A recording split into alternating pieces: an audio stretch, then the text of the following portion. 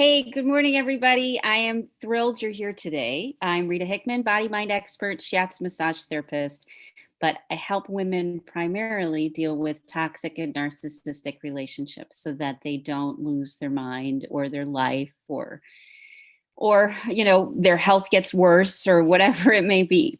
I work with women whether they are thinking of leaving, whether they have already left and they're dealing through the divorce process, which is pretty nasty, or the separation process of some sort, or maybe if they're blindsided and never knew what this sort of relationship would look like. Possibly it's a toxic workplace that we walked into. Possibly that you've been with them for 40 years and you're just now realizing that you're not willing to put up with it anymore because the world has changed and you don't have to. Lots and lots of reasons why people who have mental health issues hijack the people around them. And you, my friend, are probably dealing with some toxic people in your life, partially because of the crazy world we live in. We're surrounded by this enormous level of stress. And so people's narcissistic thoughts and feelings and behaviors are coming to the surface. And people are responding and treating each other in ways which are just won't move us anywhere forward.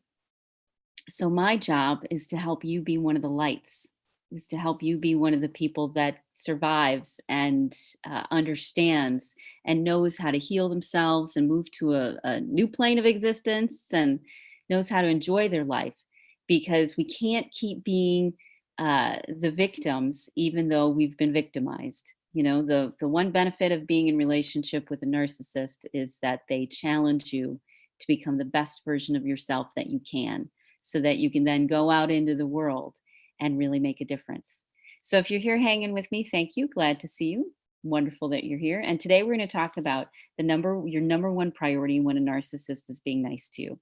So typically typically a narcissist has some mental health things going on, whether it's on the Asperger side where they have no empathy, or whether it's on more the ADD, bipolar, borderline personality side where it's extremely emotional and highly volatile. So either way, you're dealing with someone who is constantly kind of on edge. They're on the edge and things can push them over one way or the other. If things go well, then they can be in a great space and supportive and kind because they feel good. If they're not doing well, because of weather or traffic, or they're tired, or they had too much sugar, or they're getting off of caffeine, or whatever it may be, then they go ballistic. They only have kind of on and off, yes or no, up or down.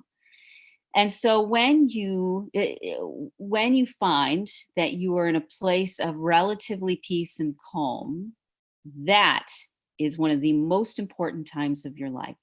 Because most of us, what we do is we sit there kind of being battered over and over and over emotionally and do everything that we can to protect ourselves. And when we get a break to catch our breath, all you want to do is just collapse. All you want to do is just give up and be done. Here's the challenge. If you're ready to move out of where you're at, when you are in a relatively good space with someone who's toxic, you have to take that time and you have to use it to help yourself feel you're well. You have to look at them as opportunities, because you don't know when the weather is going to change and a narcissist decides that you are the complete reason that their life is a failure. And when they're going through that process, you don't know when that's going to happen. You don't know, because it's not about you. It's not about anything that you did. It's not about anything that you are.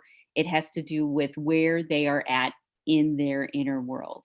And so when things are going smoothly, you have to build up your resources. You have to do all the things that will fill your well again. You have to get together with friends. You need to eat healthy. You need to start your vitamins. You need to start putting healthy habits in place. And even though you may get derailed by a narcissist, even though you went to the gym for one day, and then the next day the narcissist blew up again and now you're back down, it doesn't matter.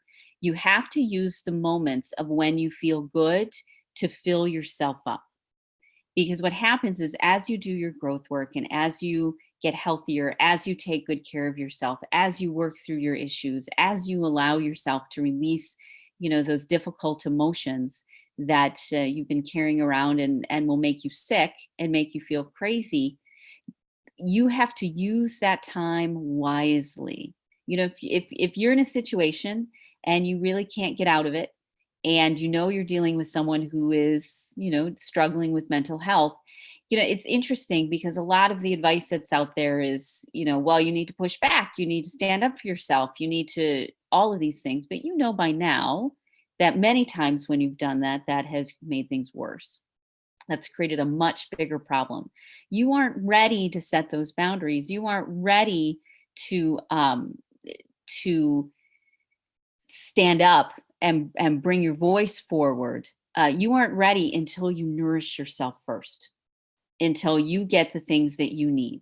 And so when a narcissist is being nice to you, your number one priority is to get your needs met, is to use that breather, that vacation, that breath to do the things that will move you forward, even though you may get hijacked again the next day. Because every time that you take that step, it makes a positive difference for you. It moves you a little bit more in a direction. And you might not know how long it'll take, but you have to advocate for yourself. You have to decide that you are not going to let this control you.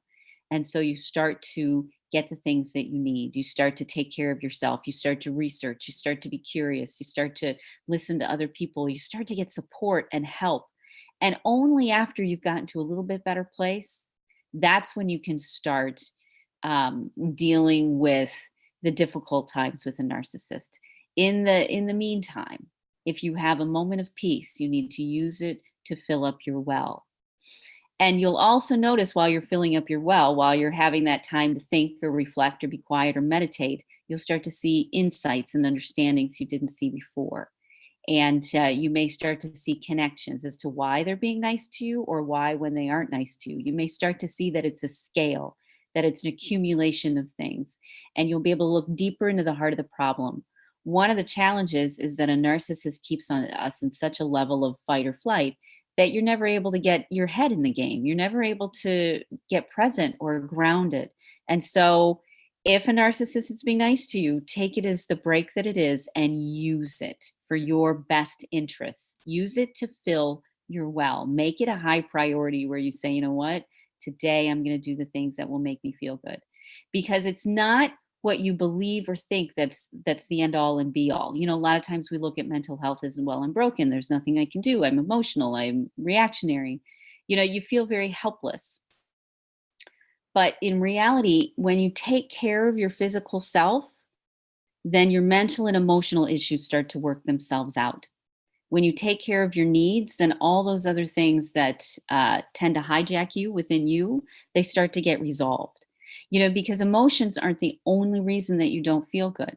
They're just a contributing factor. Many times it's your choices, the everyday choices that you make, whether you felt like you really had a choice or not, but it's those everyday movements and experiences that create us or cause us all that angst and difficulty. So when we start to clean some of those things up, get our health back, make choices which we know are good for us.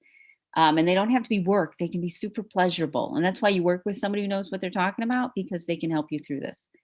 So anyways, if you're feeling stuck, reach out. We've got a wonderful group we're starting. We're keeping it super affordable. You're going to get tons of great, oh my gosh, the daily live streams, weekly coaching, monthly, strategy, mastermind calls, email support in between, weekly check-ins. You start to get the support and the community and the love that you need to get out of this, because you can't do this by yourself. So reach out and share this with people that that you think it could help, because we don't have to stay in this position. There's so much more that can be done. Okay. And I look forward to working with you. Hope you have a great rest of your day. Bye.